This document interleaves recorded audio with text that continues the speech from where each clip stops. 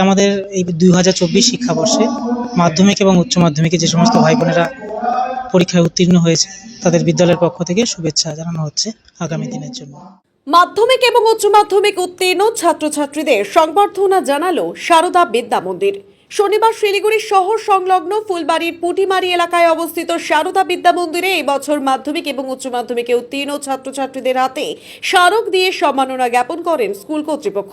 চলতি বছরে এই স্কুল থেকে মাধ্যমিক পরীক্ষা দিয়েছে 75 জন পড়ুয়া, তাদের মধ্যে 74 জনই পাশ করেছে।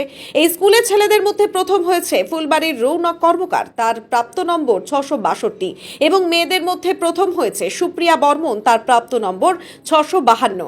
উচ্চ মাধ্যমিকে মোট পরীক্ষার্থী ছিল 28 জন, তার মধ্যে 28 জনই পাশ করেছে। এই স্কুল থেকে উচ্চ মাধ্যমিকে প্রথম হয়েছে রানী দত্ত, তার প্রাপ্ত নম্বর 438 শতাংশের হিসেবে 11 জন পড়ুয়া পাশ করেছে 75% নম্বর নিয়ে।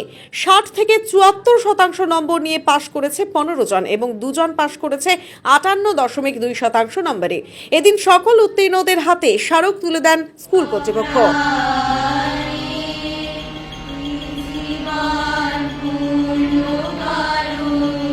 আসলে আমাদের এই 2024 শিক্ষাবর্ষে মাধ্যমিক এবং উচ্চ মাধ্যমিকে যে সমস্ত ভাই বোনেরা পরীক্ষায় উত্তীর্ণ হয়েছে তাদের বিদ্যালয়ের পক্ষ থেকে শুভেচ্ছা জানানো হচ্ছে আগামী দিনের জন্য।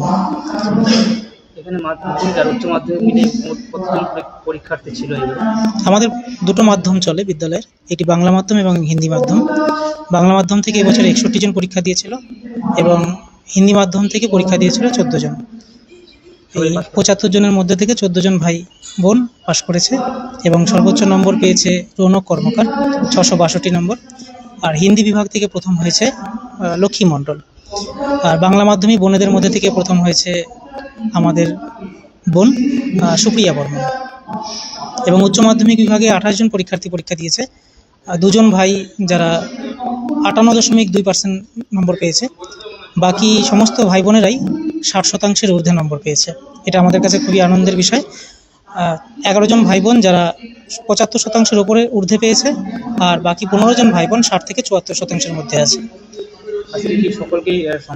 সকলকেই শুভেচ্ছা জানানো হবে। তো আমাদের বিদ্যালয়ের ভাই বোনেদেরই নয়, সে যে সমস্ত শিক্ষার্থীরা আমাদের স্কুলে এবং স্কুলের বাইরে থেকে যারা পরীক্ষা দেবে মাধ্যমিক এবং উচ্চ মাধ্যমিকের, সবাইকেই একটা বলবো, পরিশ্রমটাই হচ্ছে বড় কথা। পরিশ্রম যদি সারা বছর ধরে করা যায় অবশ্যই তার জন্য ভালো ফল আমরা পাবো। আর একটা গুরুত্বপূর্ণ কথা তাদেরকে আমি জানিয়ে রাখার চেষ্টা করব, জানি না সেটা ঠিক কতটা গুরুত্ব তারা দেবে, সেটা হচ্ছে ফোনটাকে যতটা অ্যাভয়েড করা যায়।